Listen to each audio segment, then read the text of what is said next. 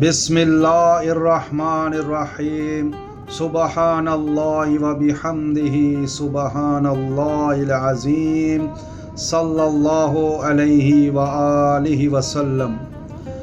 دو مسافر لمبے سفر کے بعد ایک ایسے قبیلے کی حدود میں داخل ہوئے جن کے ہاں مرکزی راستے پر ایک مقدس بت نصب تھا۔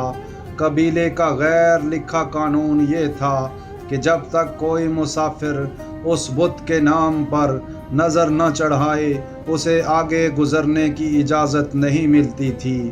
پہلے مسافر نے کہا چلو کوئی سی بھی ریت نبھا لیتے ہیں۔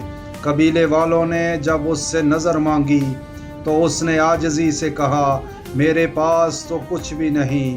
جواب ملا کچھ بھی نہیں تو مکھی ہی سہی، بس پکڑو اور بت پر رکھ دو۔ اندر ہی اندر وہ شخص سوچنے لگا یہ ایک مکھی ہی تو ہے، کون سا بڑا گناہ ہوگا، جان بچانی بھی تو ضروری ہے۔ اس نے قریبی درخت کے تنے پر بیٹھنے والی مکھی کو جھاڑا، اسے پکڑا اور بت کے قدموں میں رکھ دیا۔ لوگ مطمئن ہو گئے، راستہ کھل گیا اور وہ شخص سکون سے آگے بڑھ گیا، مگر حقیقت میں وہ ایک معمولی مکھی کے عوض اپنے ایمان کا سب سے قیمتی زیور توحید اور اللہ کی وحدانیت کھو بیٹھا تھا۔ دوسرا مسافر میرے رب کی وحدانیت پر کوئی سودا نہیں۔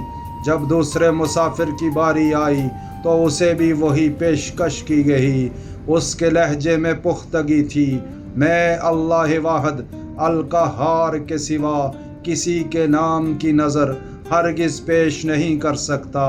بات بڑھی، قبیلے والے غصے میں آئے، ڈرایا گیا، دمکایا گیا، مگر اس کی زبان پر ایک ہی کلمہ تھا، لا الہ الا اللہ۔ بالآخر قبیلے کے سردار نے ظالمانہ فیصلہ سنایا، اگر انکار کرتا ہے تو قیمت اپنی جان سے چکانا ہوگی۔ وہ شخص شوق شہادت سے لبریز رہا، جان تو گئی مگر ایمان سلامت رہا، اور رسول اللہ صلی اللہ علیہ وآلہ وسلم نے فرمایا کہ ایسا شخص سیدھا جنت میں داخل ہو گیا۔ سبحان اللہ، الحمدللہ، استغفر اللہ الذی لا الہ الا هو الحی القیوم واتوب الیہ۔ جزاک اللہ خیر۔